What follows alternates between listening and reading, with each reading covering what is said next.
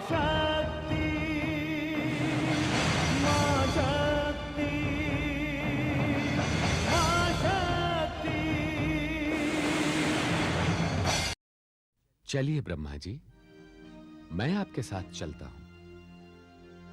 देखता हूं कि वो कैसे दानव हैं जो सृष्टि के रचयिता से उनका लोक छीन लेना चाहते हैं।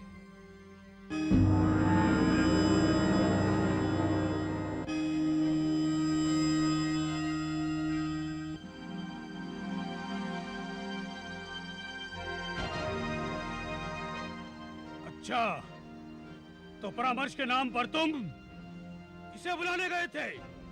हम समझ गए, तुम बहुत चतुर हो।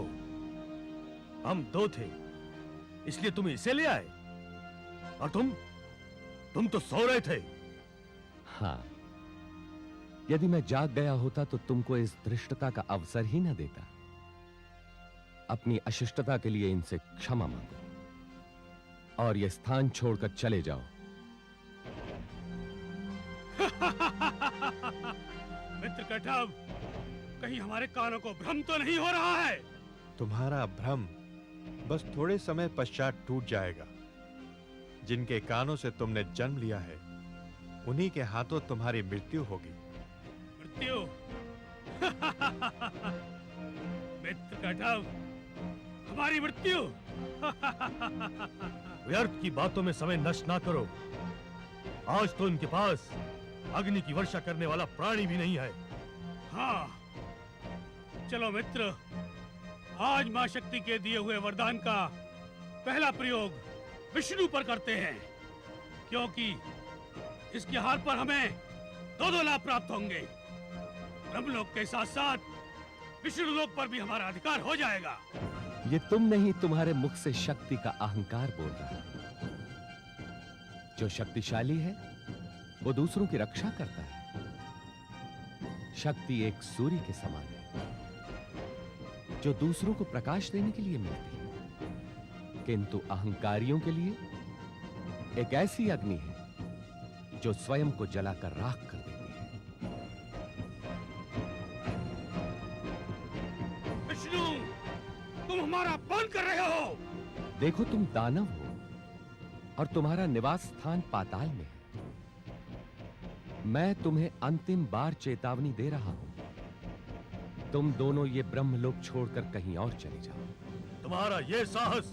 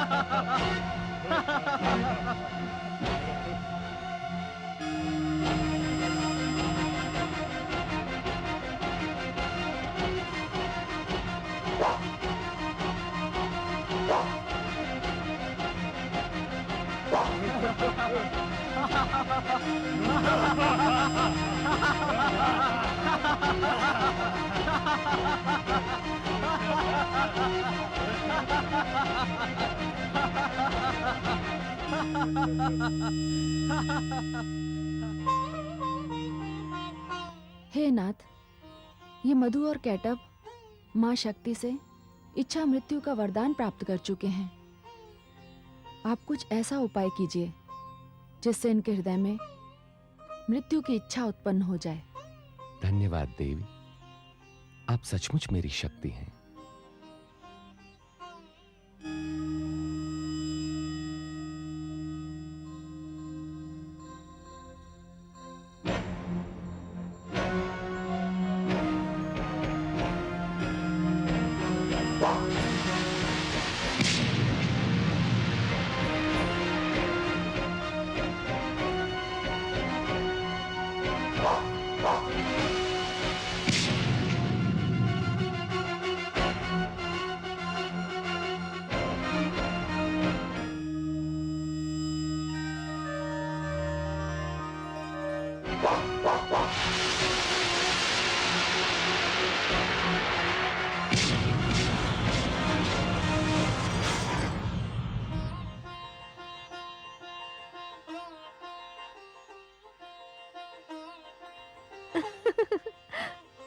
सुंदर, अति सुंदर।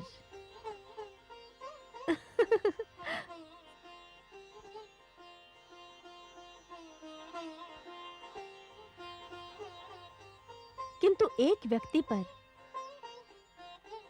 दो का एक साथ आक्रमण करना तुम दोनों महावीरों को शोभा नहीं देता।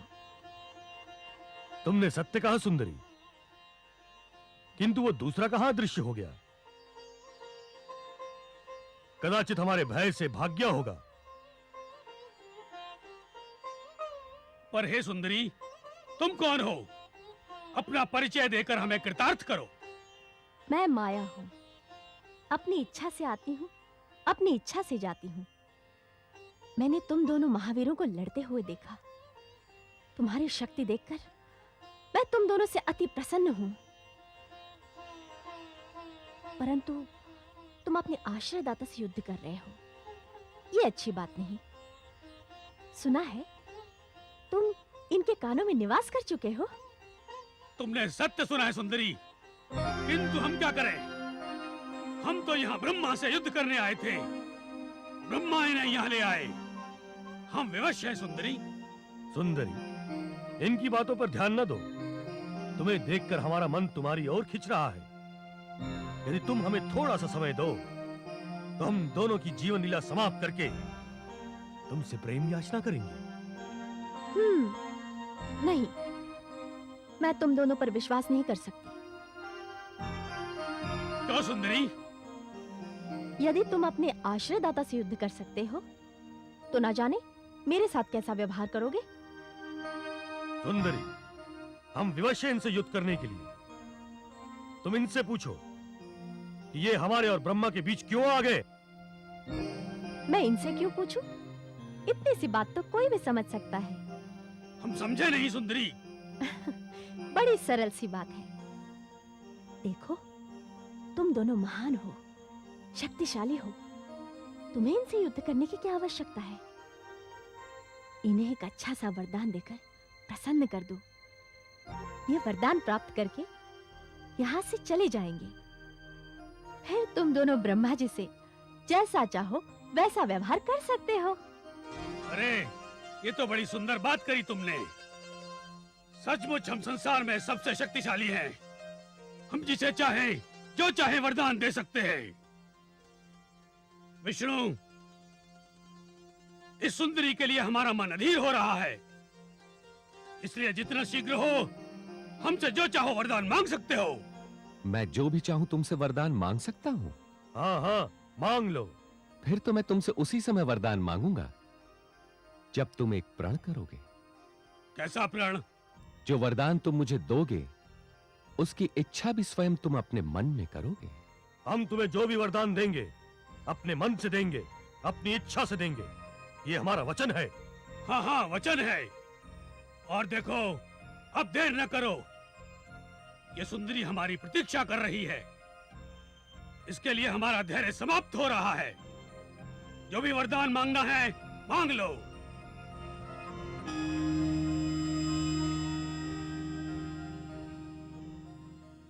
हे महाशक्तिशाली वीरों, मैं एक ही वरदान मांगता हूं तुमसे कि तुम दोनों मेरे हाथ से मारे जाओ।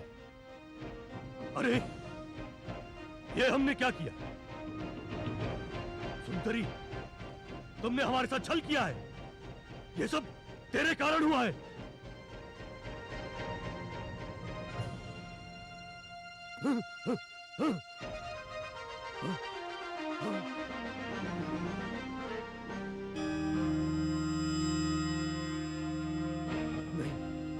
तुमने सुंदरी बनकर हमारे साथ छल किया है विष्णु। हम तुम्हें नहीं छोड़ेंगे। अब तुम्हें इसका अवसर नहीं मिलेगा।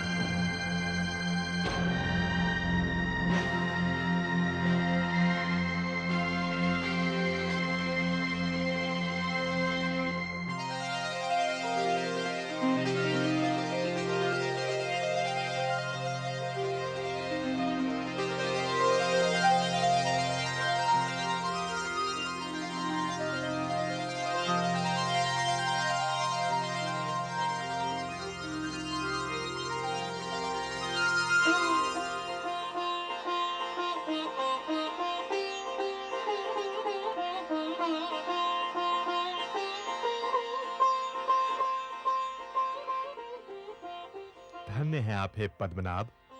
आपने इन दैत्यों से मेरी और मेरे ब्रह्मलोक की रक्षा की। हे आदि प्रजापति, रक्षा का भार मुझे दिया गया है, तो मैंने आपकी और आपके ब्रह्मलोक की रक्षा करके अपना उत्तरदायित्व पूरा किया है। स्तुति से अहंकार का और निंदा से घृणा का जन्म होता है। मैं इन्हीं तत्वों से सृष्टि को बचाना चाहता हूं। ये दोनों आसुरी शक्तियां हैं, इन्हें कान का मैल ही समझना चाहिए और इन्हें कान से निकालकर सदैव के लिए समाप्त कर देना चाहिए। और मैंने वही किया। अब मुझे आज्ञा दीजिए।